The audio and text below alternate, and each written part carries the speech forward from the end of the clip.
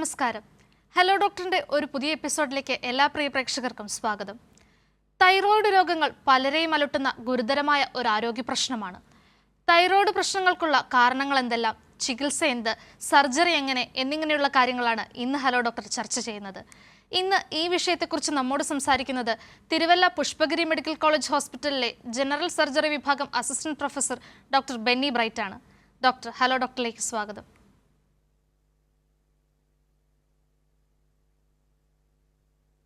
Doctor, ആദ്യം തന്നെ ചോദിച്ചോളട്ടെ, ഈ തൈറോയിഡ് എന്തെല്ലാം കാരണങ്ങൾ കൊണ്ടാണ് ഉണ്ടാകുന്നത്? ആർക്കൊക്കെ തൈറോയിഡ് വരാം?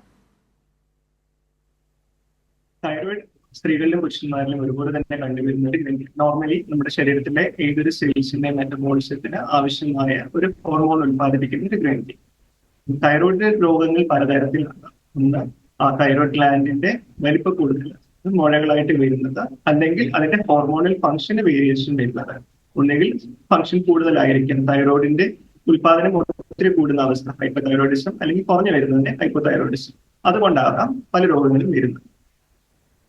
ഡോക്ടർ, അതുപോലെ തന്നെ ഈ തൈറോയിഡ് പാരമ്പര്യമായിട്ട് വരാൻ സാധ്യതയുണ്ടോ?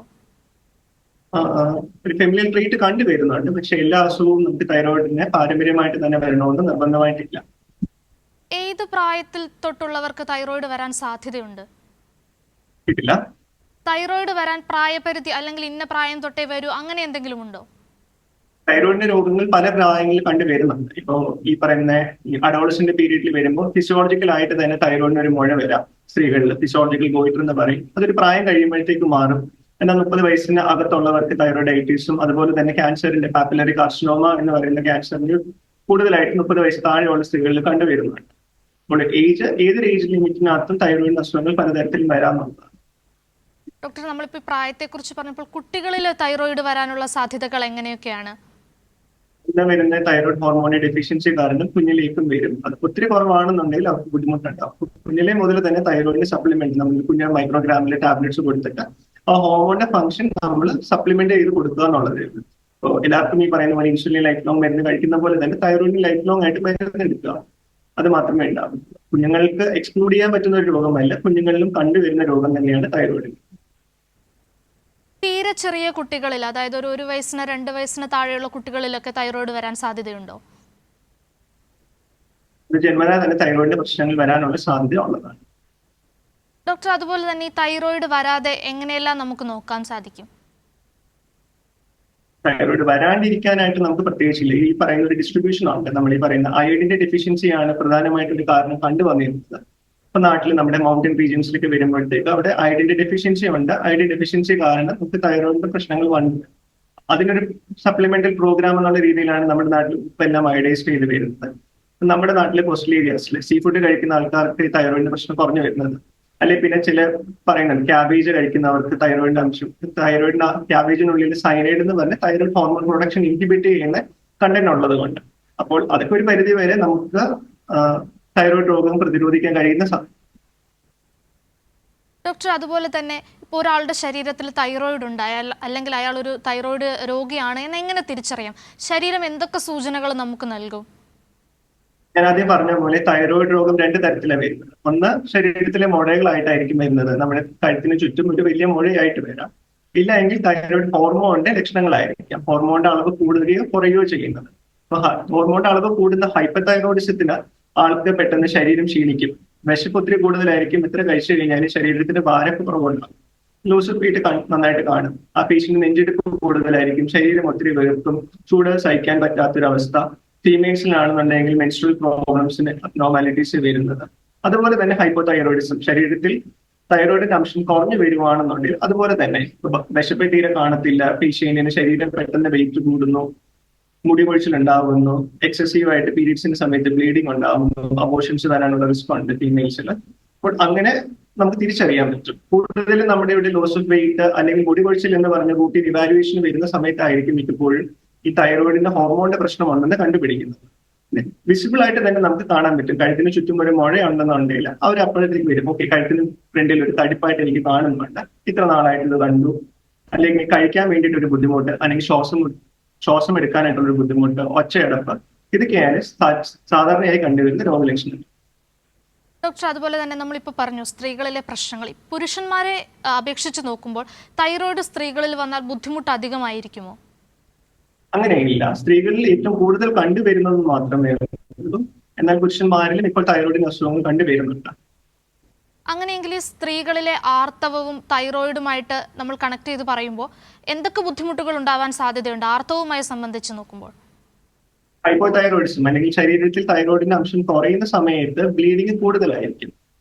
അത് ബുദ്ധിമുട്ട് വരുന്നത്. അതുപോലെ തന്നെ ഹൈപ്പോതൈറോയിഡിസത്തിനകത്ത് പീരീഡ് മിസ് ആകാനുള്ള ഒരു സാധ്യതയുണ്ട്. ഡോക്ടർ, അതുപോലെ തന്നെ നമ്മുടെ ഈ ജീവിതശൈലി അത് വെച്ചിപ്പോൾ ഭക്ഷണക്രമത്തിലായാലും അതുപോലെ തന്നെ വ്യായാമം അങ്ങനെ ഏതെങ്കിലും രീതിയിലൂടെ തൈറോയിഡിനെ ഒരു പരിധിവരെ കുറയ്ക്കാനോ അല്ലെങ്കിൽ ഇല്ലാണ്ടാക്കാനോ സാധിക്കുമോ? പറഞ്ഞായിരുന്നു, നമ്മുടെ ശരീരത്തില് production thyroid hormone production inhibit ചെയ്യുന്ന കുറച്ച് ഡ്രഗ്സ് വെജിറ്റബിൾസ് ഉണ്ട്. ഈ ക്യാബേജ് പോലെ പറയുന്നത് അതിനുള്ളിലെ കണ്ടന്റ് ഉണ്ട്. സയനൈഡ് എന്ന് പറയുന്ന കണ്ടന്റ് ആണ് തൈറോയിഡ് ഹോർമോണിന്റെ പ്രൊഡക്ഷൻ കുറയ്ക്കുന്നത്.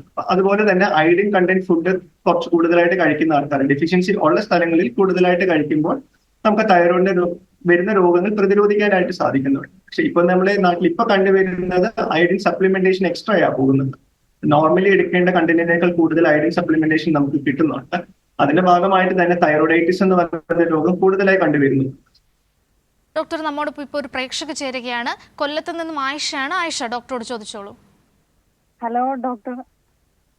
കേൾക്കുന്നുണ്ട്, പറഞ്ഞോളൂ. എനിക്കായിരുന്നെങ്കിൽ തൈറോയ്ഡ് ഉണ്ടായിരുന്നു. ഡെലിവറിക്ക് മുമ്പ് ചെക്ക് ചെയ്തപ്പോൾ തൈറോയ്ഡ് ഉണ്ടായിരുന്നു. അപ്പം പ്രസവിച്ച് ഡെലിവറി കഴിഞ്ഞപ്പോൾ എൻ്റെ കുഞ്ഞിന് ഒരു 55 ആയപ്പോഴത്തേക്ക് ചെക്ക് ചെയ്തപ്പോൾ തൈറോയ്ഡ് ഉണ്ടായിരുന്നു. ഹലോ ആയിഷ, പറഞ്ഞോളൂ, കേൾക്കുന്നുണ്ട്. അപ്പം കുഞ്ഞിനിപ്പം മെഡിസിൻ കൊടുക്കുന്നുണ്ട്. തൈറോണോം 12.5 ഇപ്പൊ കൊടുക്കണം. അപ്പൊ അത് എങ്ങനെ എത്ര വയസ്സ് വരെ കൊടുക്കണം എന്നൊക്കെയുള്ള ഒരു അറിയാനായിട്ട്.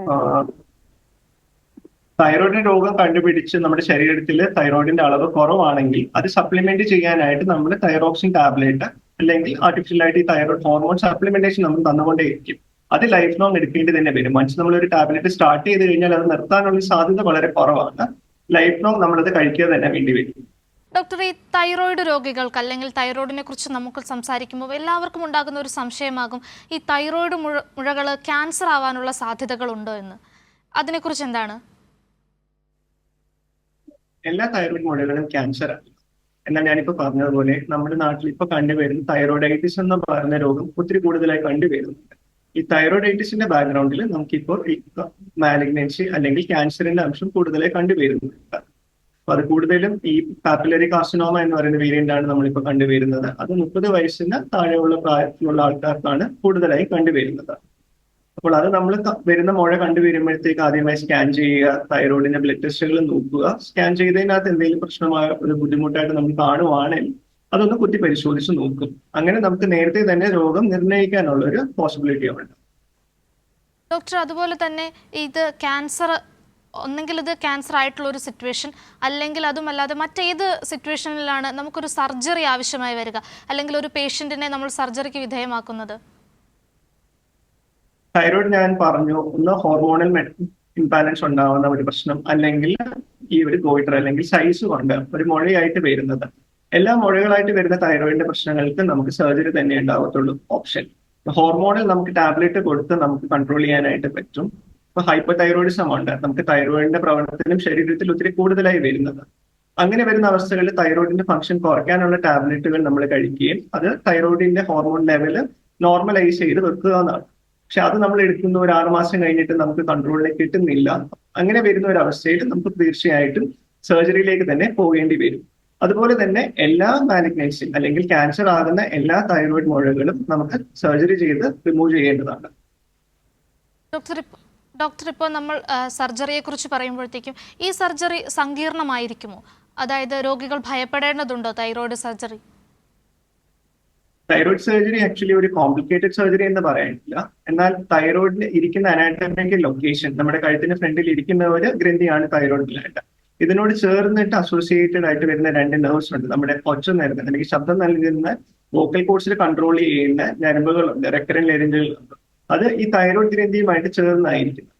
അപ്പോൾ നമ്മൾ തൈറോയിഡിന്റെ സർജറി ചെയ്യുന്ന സമയത്ത് ഈ ഒരു നെർവിന് അല്ലെങ്കിൽ റെക്കറന്റ് ലെറിഞ്ചൽ നെർവ് അല്ലെങ്കിൽ എക്സ്റ്റേണൽ ലെറിഞ്ചൽ നെർവ് അതിനോട് ചേർന്ന് തന്നെ ഇരിക്കുന്ന പാരാതൈറോയിഡ് നമ്മുടെ കാൽഷ്യത്തിന്റെ മെറ്റബോളിസം റെഗുലേറ്റ് ചെയ്യുന്ന ഗ്ലാൻഡ്. അപ്പൊ അത് ഈ ഈ പാരാതൈറോയിഡ് ഗ്ലാൻഡ് അല്ലെങ്കിൽ റെക്കറന്റ് ലെറിഞ്ചൽ നെർവ് ഈ ഗ്രന്ഥികൾക്കൊക്കെ ഡാമേജ് വരാനുള്ള ഒരു പോസിബിലിറ്റി ഉണ്ട്. പക്ഷെ നമ്മൾ ചെയ്യുന്ന ഒരു എക്സ്പെർട്ടൈസ് റെഗുലറി ചെയ്യുന്ന ഒരു തൈറോയിഡ് സർജന് ഇതൊന്നും നമുക്ക് ഡാമേജ് ഉണ്ടാവാതെ തന്നെ തൈറോയിഡ് ഗ്ലാൻഡ് റിമൂവ് ചെയ്യാൻ പറ്റുന്നതാണ്. ഡോക്ടർ, നമ്മോടൊപ്പം ഇപ്പോൾ ഒരു പ്രേക്ഷക ചേരുകയാണ്. പുതുപ്പള്ളിയിൽ നിന്ന് സ്മിതയാണ്. സ്മിത, ഡോക്ടറോട് ചോദിച്ചോളൂ. ഹലോ, കേൾക്കുന്നുണ്ട്, ചോദിച്ചോളൂ. ഡോക്ടറെ, എന്റെ ഹസ്ബൻഡിന് വേണ്ടിയാണ്. പുള്ളിയാണെങ്കിൽ തൈറോയിഡാ, പക്ഷെ അത് പുള്ളി ക്ഷീണിച്ച് വരുവാണ്. ഉള്ളിലാണ്, പുറത്തോട്ടൊന്നും മുഴയൊന്നുമില്ല, ഉള്ളിലാണത്. അപ്പം പുള്ളിക്കാരൻ 150 ഗുളികയാണ് കഴിച്ചുകൊണ്ടിരിക്കുന്നത്. അപ്പൊ ഇപ്പൊ കുറച്ച് നാളുകൊണ്ട് പുള്ളി ഗുളികയൊന്നും കഴിക്കുന്നൊന്നുമില്ല. ഇപ്പൊ 2-3 ദിവസം കൊണ്ട് സ്പെഡലിക്ക്, അതായത് കഴുത്തിന്റെ ചുറ്റിനും ഭയങ്കര വേദനയാണ് അനുഭവപ്പെടുന്നത്. അത് എന്താണെന്ന് അറിയില്ല. ഡോക്ടറെ കാണിച്ചപ്പോ പറഞ്ഞോളൂ. ഡോക്ടറെ കാണിച്ചപ്പോൾ ഡോക്ടർ പറഞ്ഞു തൈറോയിഡിന്റെ ഗുളിക നിർത്തിയത് കൊണ്ടായിരിക്കും. നേരത്തെ വന്നപ്പം അത് കംപ്ലീറ്റ് മാറിയെന്ന് തന്നെ പറഞ്ഞു. നമ്മുടെ ഒരു ഹോമിയോ കൊണ്ടുവന്ന് പരിശോധിച്ച് കഴിഞ്ഞപ്പോ അന്ന് കഴിഞ്ഞൊക്കെ പിന്നെ പുള്ളിക്കാരൻ ഗുളികയൊന്നും കഴിച്ചിട്ടൊന്നുമില്ലായിരുന്നു. അപ്പൊ ഇപ്പൊ 2 ദിവസം കൊണ്ട് ഈ തൊടിയിൽ ഇറങ്ങി കിണറ്റിന് മണ്ണ് വാരുന്ന പണിയാണ് പുള്ളിക്ക്. അപ്പൊ അങ്ങനെ ചെയ്തപ്പോ ഇപ്പൊ പെടലി അനക്കാനൊന്നും പറ്റുന്നില്ല ഡോക്ടർ. ഈ നമ്മൾ തൈറോയിഡ് സപ്ലിമെന്റേഷൻ ശരിക്കും കൊടുക്കുന്നത് തൈറോയിഡിന്റെ പ്രവർത്തനം കുറഞ്ഞു വരുന്ന ഒരു അവസ്ഥയിൽ ഹൈപ്പോതൈറോയിഡിസം എന്ന് പറയുന്ന ഒരു കണ്ടീഷനിലാണ്. നമ്മുടെ ശരീരം നമുക്ക് വേണ്ടുന്ന തൈറോയിഡ് ഹോർമോൺ ഉത്പാദിപ്പിക്കുന്നില്ല. അത് സപ്ലിമെന്റ് ചെയ്യാനായിട്ട് നമ്മൾ തൈറോയിഡ് സപ്ലിമെന്റേഷൻ കൊടുക്കുന്നു. അപ്പോൾ അത് നിർത്തുന്ന സമയത്ത് ഈ ഗ്ലാൻഡിന് കൂടുതലായിട്ട് ഫംഗ്ഷൻ ചെയ്യേണ്ടി വരുന്നുണ്ട്. അപ്പോൾ ഗ്ലാൻഡ് എന്ത് ചെയ്യും? സൈസ് വലുതായിക്കൊണ്ട് തന്നെ ഇരിക്കും. അപ്പൊ ഹോർമോൺ ആ ടാബ്ലറ്റ് നിർത്തിയതാവാം ഈ മുഴ വലുതാകാനുണ്ടാവുന്ന ഒരു കാരണം. അപ്പോൾ ഒത്തിരി വലുതായി വരുവാണ് നമുക്ക് ഈ പറഞ്ഞ പോലെ ഒച്ചയ്ക്ക് പ്രശ്നം ഉണ്ടാവുന്നുണ്ട്, ഭക്ഷണം കഴിക്കാനായിട്ട് ബുദ്ധിമുട്ടുണ്ടാവുന്നുണ്ട്, തൊണ്ടയ്ക്ക് വേദനയുണ്ട്. അങ്ങനെ വരുവാണെന്നുണ്ടെങ്കിൽ അത് പൂർണ്ണമായിട്ടും എടുത്തു മാറ്റുന്നതാണ് വേണ്ടത്. ശരി ഡോക്ടർ, പ്രേക്ഷകർക്ക് മനസ്സിലായെന്ന് കരുതുന്നു. ഡോക്ടർ, അതുപോലെ തന്നെ നമ്മൾ സർജറിയെ കുറിച്ചായിരുന്നു പറഞ്ഞുകൊണ്ടിരുന്നത്. സർജറി കഴിഞ്ഞു കഴിഞ്ഞാൽ എന്തെല്ലാം കാര്യങ്ങൾ ശ്രദ്ധിക്കണം, അല്ലെങ്കിൽ അത് കഴിഞ്ഞാൽ വീണ്ടും തൈറോയ്ഡ് വരാനുള്ള സാധ്യതകളുണ്ടോ? സർജറി ചെയ്യുന്ന സമയത്ത് പറഞ്ഞു ഈ ഒരു റെക്കറന്റ് ലെറിഞ്ചൽ നെർവ് അതുപോലെ തന്നെ പാരാതൈറോയിഡ് ഗ്രന്ഥിക്കും ഇത് ഇഞ്ചുറി വരാനുള്ള സാധ്യതയുണ്ട്. ഇത് രണ്ടുമാണ് ഇതിന് ഏറ്റവും വലിയ കോംപ്ലിക്കേഷൻ എന്ന് പറയുന്നത്. ഇപ്പൊ പാരാതൈറോയിഡ് ഗ്രന്ഥിക്ക് കുഴപ്പമൊന്നും ഇല്ലെങ്കിൽ കാൽഷ്യത്തിന് ബുദ്ധിമുട്ട് വരത്തില്ല. തൈറോയിഡ് സർജറി എന്ന് പറയുന്ന സങ്കീർണമായ സർജറി ആണെങ്കിൽ പോലും റെസ്റ്റോ കാര്യങ്ങളോ വേണ്ടി വരുന്നില്ല. പേഷ്യന്റിന് മൂന്നാമത്തെ ദിവസം അല്ലെങ്കിൽ 2ാമത്തെ ദിവസം തന്നെ വീട്ടിൽ പോയി അവരുടെ നോർമൽ ഡേ ടു ഡേ ആക്ടിവിറ്റീസിലേക്ക് റിസ്യൂം ചെയ്യാവുന്നതാണ്. ഡോക്ടർ, അതുപോലെ തന്നെ മുൻപ് നമ്മൾ പറഞ്ഞു ഗർഭിണിയായിരിക്കുമ്പോൾ അമ്മയ്ക്ക് തൈറോയ്ഡ് ഉണ്ടെങ്കിൽ കുട്ടിക്കും തൈറോയ്ഡ് വരാൻ സാധ്യതയുണ്ടെന്ന്. അങ്ങനെ ഒരു സാധ്യതയെ ഇല്ലാതാക്കാൻ നമുക്ക് സാധിക്കുമോ? എന്തെങ്കിലും മുൻകരുതലുകൾ എടുക്കാൻ സാധിക്കുമോ? പ്രഗ്നൻസിയുടെ റൂട്ടീൻ ഇവാലുവേഷനിൽ തന്നെ നമ്മൾ TSH അഥവാ തൈറോയ്ഡ് ഹോർമോണിന്റെ അളവ് നമ്മൾ ചെക്ക് ചെയ്യുന്നുണ്ട്. അപ്പൊ അമ്മയ്ക്ക് അത് കുറവായിട്ട് കണ്ടുവരുവാണെങ്കിൽ അമ്മയ്ക്ക് ആ സമയത്ത് തന്നെ നമ്മൾ തൈറോയിഡ് സപ്ലിമെന്റേഷൻ കൊടുക്കുന്നുണ്ട്, കുഞ്ഞിന് ഈ ഒരു ബുദ്ധിമുട്ട് വരാണ്ടിരിക്കാനായിട്ട്. അതുകൊണ്ട് ജനിക്കുന്ന കുഞ്ഞിന്റെ തൈറോയിഡിന്റെ പ്രശ്നം ഉണ്ടാവണമെന്ന് നിർബന്ധമില്ല. അപ്പൊ കുഞ്ഞിന്റെ ഹോർമോൺ ലെവൽ നമ്മൾ ചെക്ക് ചെയ്യും. കുറവാണെങ്കിൽ മാത്രം നമുക്ക് സപ്ലിമെന്റേഷൻ കൊടുക്കേണ്ടി വരും. ഡോക്ടർ, അതുപോലെ തന്നെ ഇപ്പോൾ കുട്ടികളിൽ തൈറോയിഡ് വന്ന് അത് അളവിൽ കൂടുകയോ മറ്റോ ചെയ്യുകയാണെങ്കിൽ കുട്ടികളിലും ഇതുപോലെ സർജറി എന്നൊരു വഴിയിലേക്ക് എത്തുമോ?